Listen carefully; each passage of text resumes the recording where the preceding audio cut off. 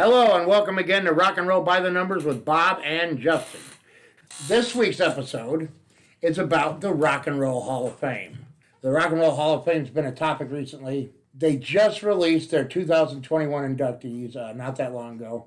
This year they're putting in Tina Turner, Carole King, the Go-Go's, Jay-Z, the Foo Fighters, Todd Rundgren, and Early Influence Awards, Kraftwerk, who would have made my list today, but they're getting one, Charlie Patton, and Gil Scott-Heron.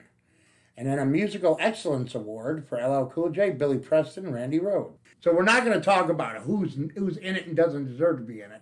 We're going to talk about, we each have some folks on our lists who we think deserve to be in the Rock and Roll Hall of Fame and are not in the Rock and Roll Hall of Fame.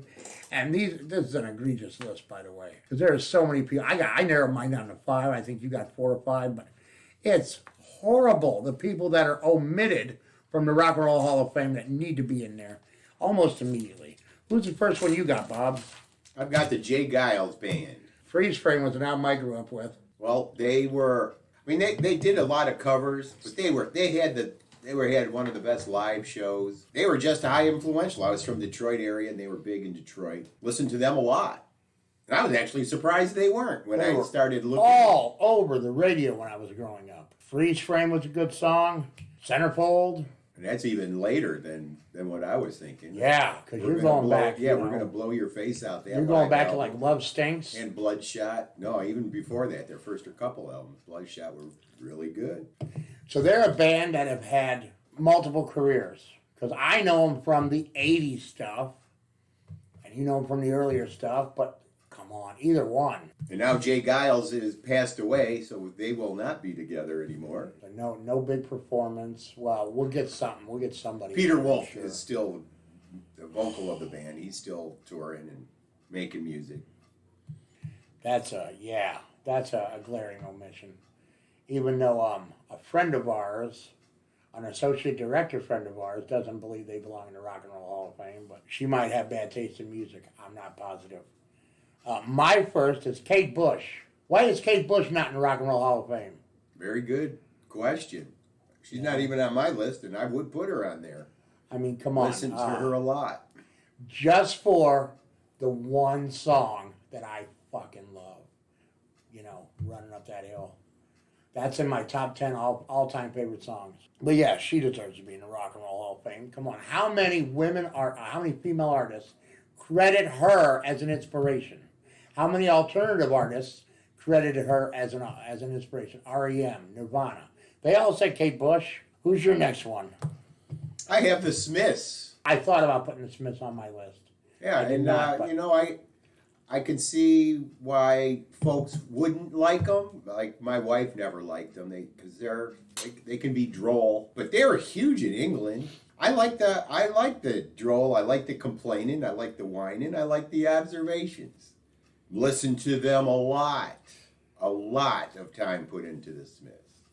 I was a fan of one song, the song, until I don't know, it was something we talked about one day, and I went home and listened more to Smiths. Now I've got a couple other songs I like. But whether you like a band or not, if they're inspirational to other musicians, which I believe the Smiths are, I believe a lot of musicians would say, oh, they're an inspiration of mine. It's like you couldn't have a Rock and Roll Hall of Fame without Big Mama Thornton or Chuck Berry or any of these early inspirations for rock and roll. You couldn't have a Rock and Roll Hall of Fame without Jimi Hendrix.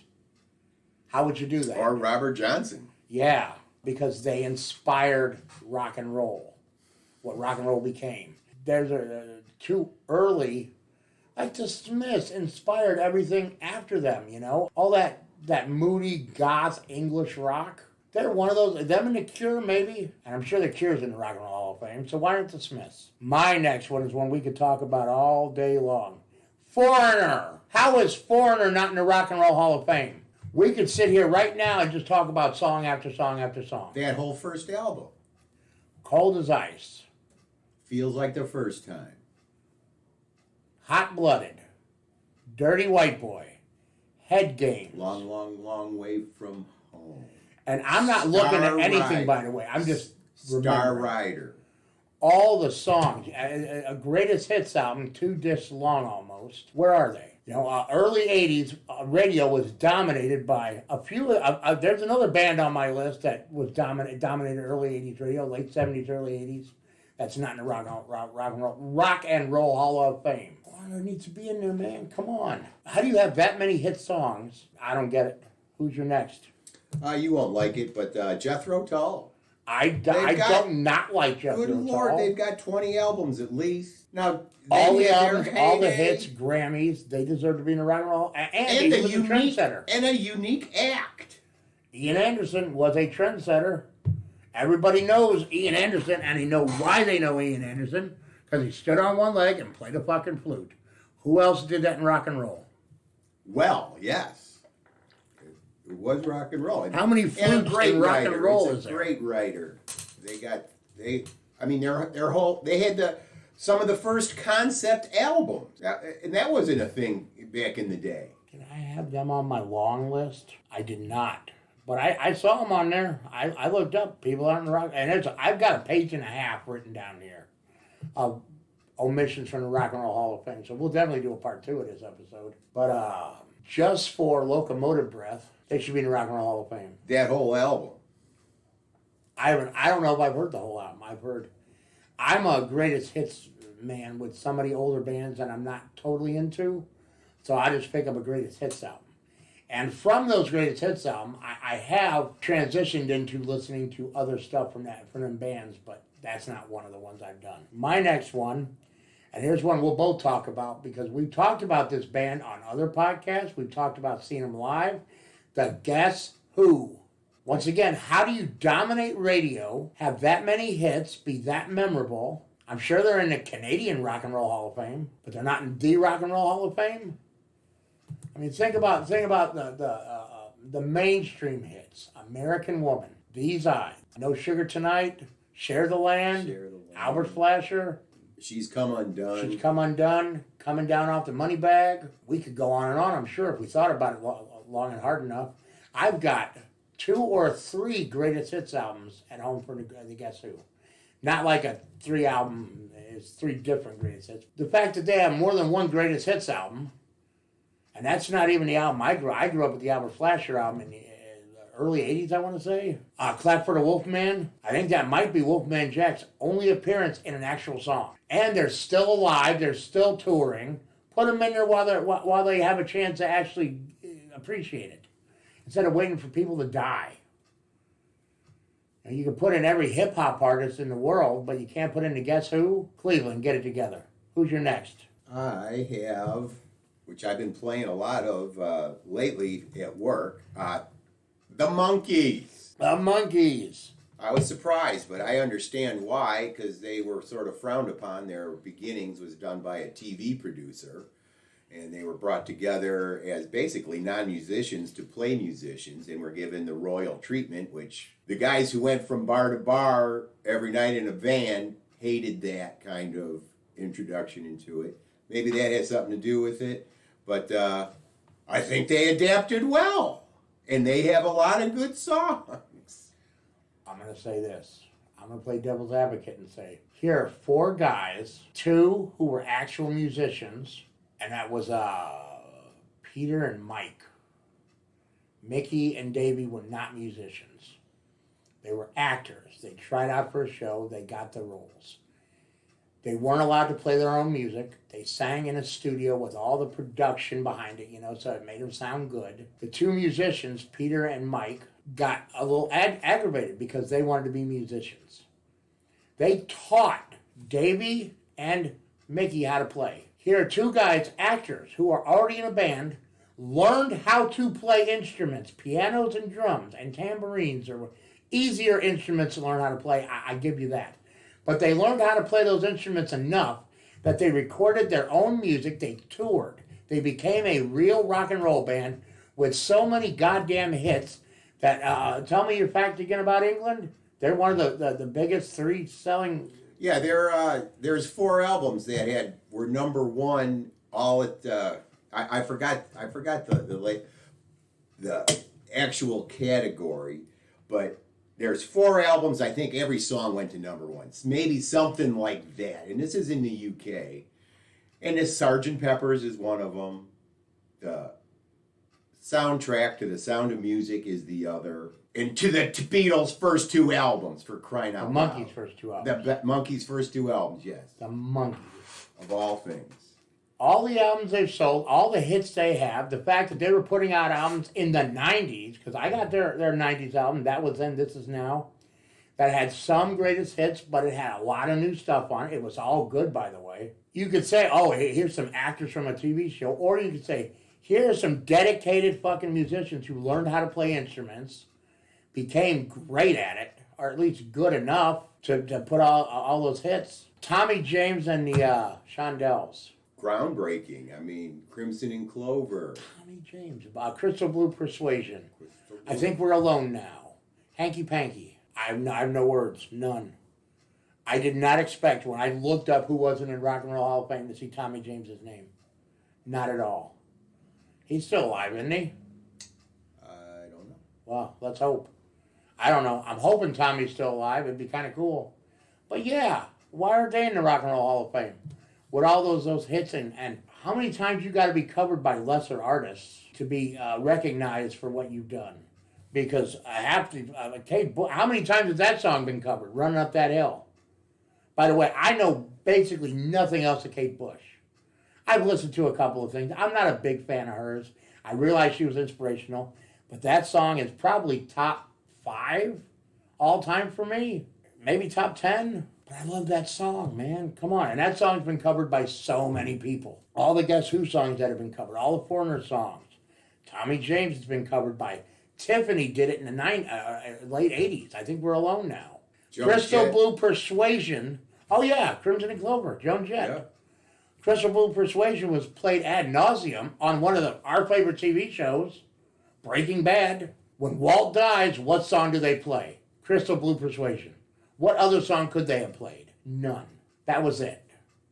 I think Vince Gilligan would have paid out of his own pocket for that song because it was perfect. Who's your next one? I saw another one which is sort of confusing, especially since they were huge just a short time ago. Oasis. What's the story, Morning Glory? But they're huge in England once again. Enough that people are still mad about them not being, not getting along. Yeah, the Gallagher Bros. Yeah. But yeah, just that one album. If that's all you came to the table with was that one album, that's as groundbreaking an album in the UK scene and in the UK alternate rock scene in the 90s as Nirvana's was here in America. It really was. Who doesn't know Wonderwall? I don't think there's a person alive who doesn't know that song. Champagne Supernova, Don't Look Back in Anger. That's a really good call out, by the way. I didn't even think about Oasis. I didn't see them on any list of omissions, but I didn't think about them either. Here's a band, here's my last one. It's a band I'm not a big fan of, but I realize what they did in rock and roll, how much they did in rock and roll, and I was astounded to find out they were not in Styx. I could name, we can name 10 Styx songs right now if we wanted to. There's just one theory away there why they might not be. Mr. Roboto. Well, that whole Kilroy album was not a great album, But think about everything else. Time on My Hands. Sailing Away. Renegade. Lady. I'm Sailing Away Alone. Come on. It's a great song, isn't it? I hate to say that because I'm not a big Styx fan, and Too Much Time on My Hands is an earworm. Mr. Roboto. The Grand Illusion was a very successul and huge album. That Kilroy album with Mr. Roboto's what broke him up, by the way. Yeah. So that's a story for another day. You have any more on your list? I have one personal one. Okay, what is your last omission from the Rock and Roll Hall of Fame? It's a personal one. I listened to this band. I've still got a lot of their singles, a lot of their records. May I guess? And they were very collectible in a lot of their things. And they're the Thinking Man's Punk. Okay, hold on. Good words. The Clash? No. The Cult? No. I'm sure the Ramones are already in there, so it's not the Ramones. I have no idea. They're English. Once again, it's a lot. I've got a lot of English bands here. It's not Depeche Mode. I know they're in there. It's XTC. Am I familiar with XTC? What did they do? I don't know. I think we've talked about him before. Maybe not as popular, but that's why it's a personal thing. Very big in England. They Todd Rundgren produced their most successful album, Skylarking. So they had Dear God, go read the words to that song. That's really good. But they were very consistent, very intelligent. That's why I liked them. And they were so collectible. But it's a personal thing. Whether they would even be considered to be in there, I don't even know. I'm pretty sure, without knowing as much about the band as you are, that you're not the only person in the world who likes this band. So I'm sure there's a lot of people who would vote for them to be in the Rock and Roll Hall of Fame. But here are some honorable mentions that we won't talk about on this episode. Ozzy Osbourne, not in the Rock and Roll Hall of Fame. As a solo artist. Motorhead, Megadeth, Scorpions, Bad Company, Pat Benatar, Blue Oyster Cult. Bad Company is one. Cocker. Yeah, that should have been on my list. Joe Cocker and Bad Company are head scratchers. And if you want to talk about old Paul Rogers, he could be in there twice, but Free's not in there either. So, was Free Rock and Roll Hall of Fame worthy? Yeah, I do believe. Because I know Free for one song and one song only. I haven't got into their catalog, and I don't know how much of a catalog they actually had. Was it more than one album? They had a few albums. Well, maybe yeah. And the guitarist in Paul Rogers went to form Bad Company. So Free was before Bad Company? Yes. Okay, I did not know that. I learned something today. Cher, Phil Collins is not in there as a solo artist. Emerson, Lake and Palmer. Peter Frampton. Even with Alive, I thought Alive would put him in there. Jay Giles, we taught you, that was your list. This is my longer list. Grand Funk Railroad. And the one you listened to the other time, Paul Weller, isn't in there either. Meatloaf's not in there. Carly Simon's not in there. Warren Zevon, the B-52s, Steppenwolf, John Denver. And by the way, I understand John Denver's not rock and roll per se, but as a singer-songwriter and a guy who influenced so much shit, and Living on a Jet Plane was a big hit for not just him, but Mama Cass as well, maybe he deserves to be in the Rock and Roll Hall of Fame. If you can put hip-hop artists and rappers and other people that have nothing to do with rock and roll in there, John Denver should be in there. Duran Duran, the Eurythmics, REO Speedwagon. Yeah, that's another one. George Michael, Cyndi Lauper, INXS, Arlo Guthrie. His daddy's in there, Woody, but not him. So, you can have anything you want, but you can't have Alice's Restaurant in the Hall of Fame, apparently. He's still out riding his motorcycle. He's happy. Oh, and put Graham Parsons on that Graham list. Parsons. Because we will definitely revisit this on a future And now show. it's not rock and roll, but I saw this on one list. Willie Nelson. Willie Nelson. But is Johnny Cash in it? I don't know. I don't know the answer to that question, but Johnny Cash should be. But that is our list of Rock and Roll Hall of Fame omissions that piss us off. And we'll talk way more about that later. A new segment to the show. We were doing album swaps for a minute there. What was it? Arctic Monkeys, Paul Weller, and that wasn't our first album swap. But instead of an album swap, we're just going to do a few songs at a time. I don't have a name for this segment yet. I thought about calling it Turn You On, like in the Beatles song. Because I'm turning you on to a song, you're turning me on to a song. But they will have a theme, and the first theme is I thought we'd do decades. Since Bob knows more about the 60s and 70s, and I know more about the 2000s and the 90s and the 80s, I'll go backwards, he'll go forward. So Bob's going to pick the best album from the 60s. So any song from the 60s that you like, that you think fits on a good compilation album, are the songs you're going to give me. It doesn't have to be a set number. Whatever you think an album is, 10 to 15 songs maybe, I don't know. I don't know how many I have yet. Because some of the ones that I had on my list, like I was going to give you TV on the Radio, that is not from the 2010s. I think it's 2006, so I had to omit it. Because mine is from the 2010 to 2020.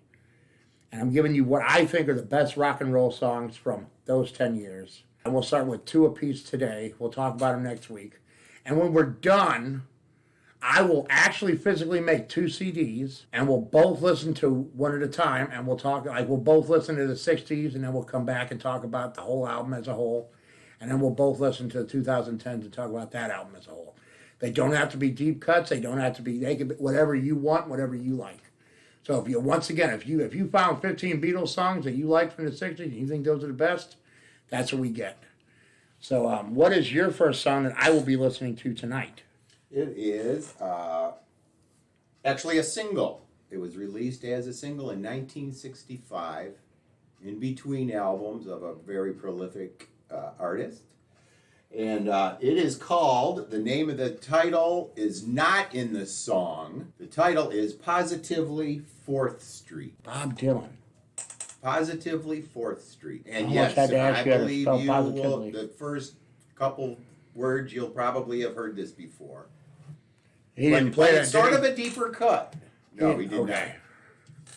Because one of the 4 concerts I've been to was Bob Dylan. And it was the next album released after his first single, which was like a Rolling Stone. So it's got the whole musical thematics are very similar to like a Rolling Stone. My first song I'm giving you for the 2010s album that I am compiling, I'm giving you The Kills, Doing It to Death, from Ash and Ice 2016. It's a cool song. They are a duo, male and female. Don't know their names, by the way. I only know The Kills from watching them on YouTube and listening to their music on YouTube. And this is a song that I go back to every time I listen to them. Good song. What is your next song for me, Mr. B? 1968, the last song of the album, I do believe. It's either the last song of the first side or the last song of the album of Beggar's Banquet by the Rolling Stones. And the song that you're getting is Salt of the Earth. I should know this because that's the one album I had as a kid. Or my parents had and I listened to, but I don't remember a lot of that stuff. So this is sort of a deep cut, but a really good cut. Your next one is probably, out of most of the bands that I'm going to be recommending for my 2010s album, this band is probably the most mainstream that you'd probably hear on the point. It's Ghost. And the song is Dance Macabre from the album Dance Macabre 2018. And I think you'll like it. It's the most mainstream rock and roll song on this list, I think. So I'm getting, if you want to listen along with us at home, Positively 4th Street, 1965, Bob Dylan. Salt of the Earth, 1968, Rolling Stones. Bob will be listening to Doing It to Death by The Kills, 2016, and Dance Macabre by Ghost, 2018. And these are the first 2 songs on our compilation albums that we are creating, the 60s and the 2010s. And then we'll move into the 70s and the 2000s. We will see you next week for another show, Guitar Solos. So we're going to come up with a list of cool rock bands that are known for guitar solos, i.e. Van Halen, Guns N' Roses, Pink Floyd, and we're each going to say which song we think or which guitar solo from that band is the best. Because I think that'd be a fun episode. Doesn't have to be a long episode, but I got some thoughts. So if you want to play along at home, go to our Twitter. Everything's in the description down below. All social media. Go to the Twitter. Leave what you think are some great guitar solos from iconic guitar bands like Guns N' Roses, with your Slashes, your Eddies, maybe Eric Clapton. Well, you could do 5 or 6 bands there, couldn't you? Including the Beatles. And what is funny is, I'm going to say this now, I don't think the Beatles will be on this list because their best guitar solo was Eric Clapton. That is our show. I thank you all for joining us. And as always, it's a long way to the top. If you want to rock and roll.